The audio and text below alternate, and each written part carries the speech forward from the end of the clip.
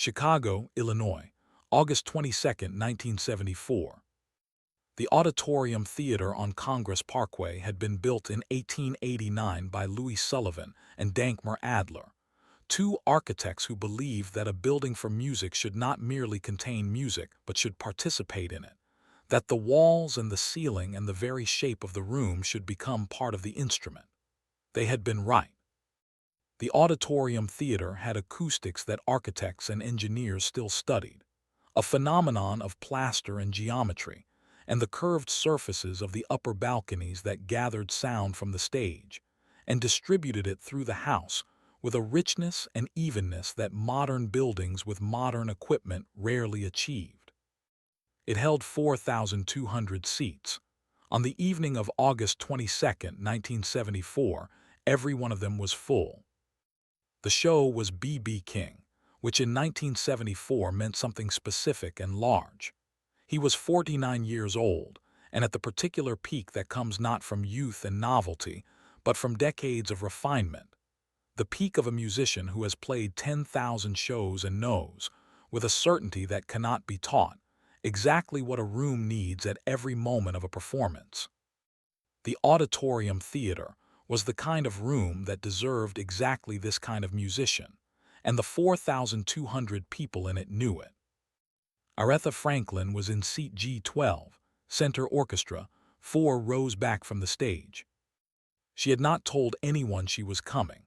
Her assistant had called the box office the previous afternoon and purchased 2 tickets under a different name.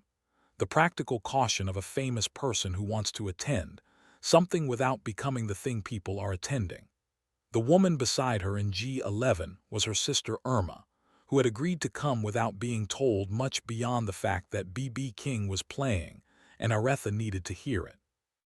Aretha was 32 years old in 1974, and she had been the queen of soul since 1967, and she had spent the years since then in the particular position of someone whose talent has made them a category rather than a person. The position of being so definitively herself that herself was almost beside the point, subsumed into the larger phenomenon of what she represented. She came to concerts like this one partly for the music and partly to remember what it felt like to be in an audience, which was something she was rarely able to be, and which reminded her of things about music that performing could make you forget. She had come specifically to hear B.B. King, because she had been playing his records since she was a teenager in Detroit, and because the blues and the gospel and the soul that she had been making for 15 years all came from the same root, and because she had been in the studio for 3 weeks on a record that was not yet right, and she needed to remember what right sounded like.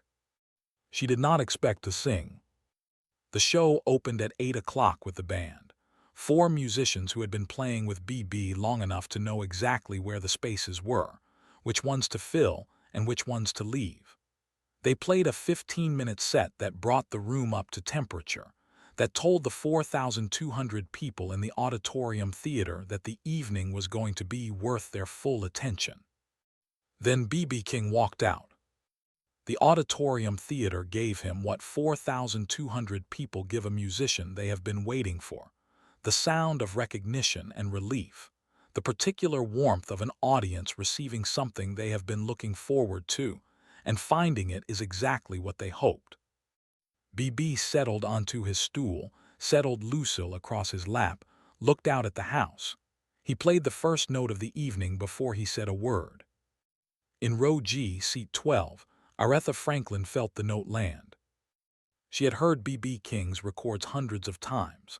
She knew his catalog the way you know the catalog of someone who shaped you, not just the famous songs but the deep cuts, the album tracks, the recordings that showed what a musician was made of when no one was requiring them to be accessible. She knew his vibrato. She knew the particular bend he used on a B string in the upper register. She knew the sound of Lucille as well as she knew most human voices. And yet, sitting in row G of the Auditorium Theater on a Thursday evening in August, hearing B.B. King play his first note of the evening through a sound system in a room whose walls participated in the music, it was not the same as knowing it. It was larger than knowing it. It occupied her chest in a way that the recordings, however loved, could not. She sat very still. Irma beside her looked at her sideways. She recognized the look. She said nothing. BB played for 50 minutes before the thing happened. He played through the first half of the show with the economy and the patience that 49 years had given him, not holding back, not saving himself, but playing with the complete confidence of a man who knows that the music has nowhere to be that it isn't already going. Each song found its shape. Each solo said what it needed to say and stopped exactly when it was finished. The auditorium's acoustics took everything he gave and gave it back transformed, enriched by the room's participation, the way great acoustic spaces reward great musicians.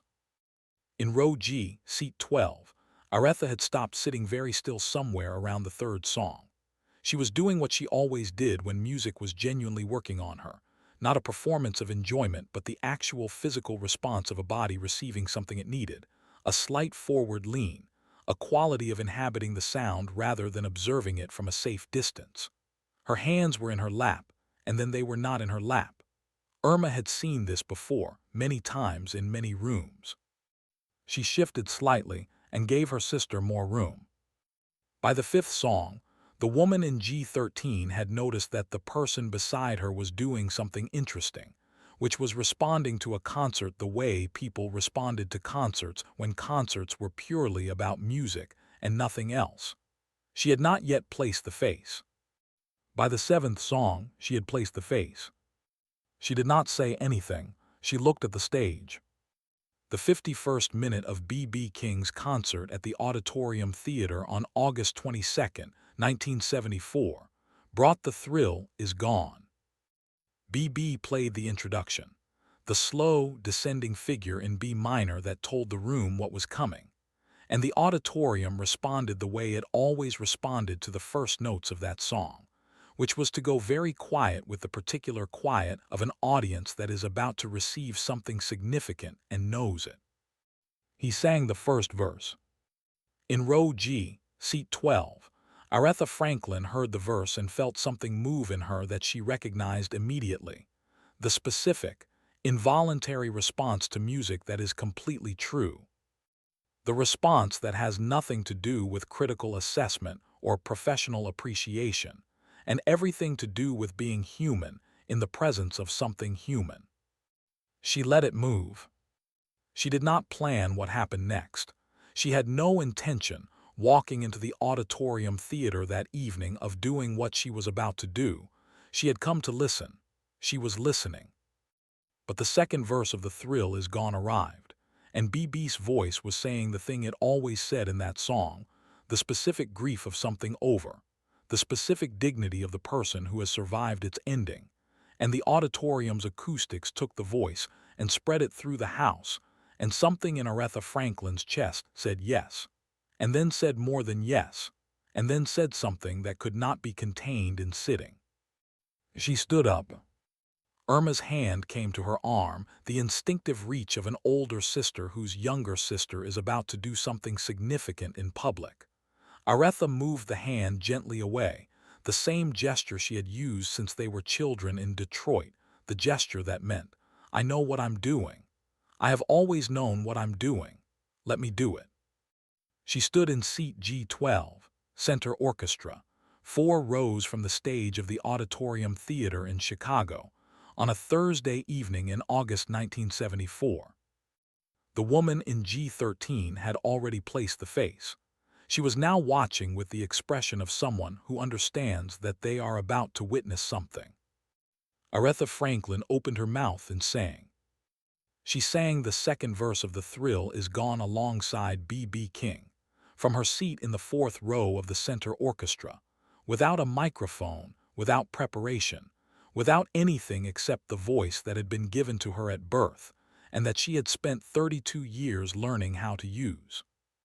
What happened in the Auditorium Theater in the next 30 seconds was something that the 4,200 people present would spend the rest of their lives trying to describe accurately, and mostly failing, because the experience of it was larger than the language available for it.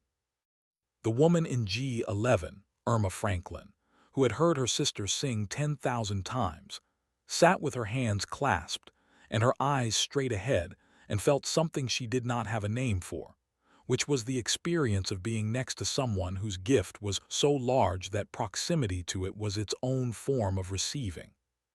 The woman in G13 understood, in the next 30 seconds, that she had been handed something she had not known she was going to be given when she bought her ticket. The man in G15 would tell this story to every significant person he ever met for the next 40 years, and would always say the same thing at the end of it: you had to be there, and he would be right. The usher who had been standing at the end of the G row had been working at the Auditorium Theater for 11 years, and had been present for many extraordinary evenings in that building. He would tell this one in an interview 20 years later. The interviewer would stop taking notes and simply listen. B.B. King heard the voice. He heard it the way a musician hears something that is in the same conversation as what they are doing, not as an interruption but as a response, the way call hears answer, the way a question hears the thing that answers it completely. He did not stop. He played more slowly. He played more slowly because the voice beside him, the voice coming from somewhere in the center orchestra, needed room, and giving room was the thing you did when something extraordinary was happening, and you were the one with the instrument and the responsibility. He pulled back and gave the voice the space it was filling. 4,199 people were looking at the center orchestra. Aretha Franklin sang the second verse of The Thrill Is Gone in the Auditorium Theater, with 4,199 people watching her, and B.B. King playing beneath her voice, more slowly than he had been playing, giving her everything the song had to give. When the verse ended, she stopped. She stood for one moment in the silence that followed, not performing the moment, just being in it. Then she sat down. B.B. King continued the song. He played the guitar solo, extended, expanded, given more room than he had originally planned, because the song had grown and the solo needed to honor the growth. The auditorium's acoustics took the solo and spread it through the house, and then the 4,200 people were on their feet, not at the end of the song but during it, because they could not wait for the end to express what had just happened to them. When the song finally ended and B.B. lifted his hand from the strings, the Auditorium Theater made a sound that Louis Sullivan would have recognized, the sound of a room that has done what it was built to do, that has participated fully in something worthy of its participation. B.B. King sat on his stool and looked out at the standing crowd. He looked toward the center orchestra. He had not seen her. The stage lights made the house dark from where he sat, but he had heard her, and the voice had told him everything he needed to know. "Ladies and gentlemen," he said into the microphone. His voice had its full register in the auditorium's acoustics. "I don't know who just sang with me." He paused. "But whoever you are, come up here." The center orchestra went slightly electric. Aretha Franklin looked at Irma. Irma looked at her. "Go," Irma said. Aretha stood up again. She walked to the stage. She climbed the stage stairs. She walked to the center where B.B. King was sitting on his stool. He looked at her. She looked at him. Something passed between them that was partly recognition, and partly the acknowledgement of what had just happened, and partly something that did not have a precise name. The recognition between two musicians who have been doing the same thing in different rooms for 20 years and are meeting properly for the first time.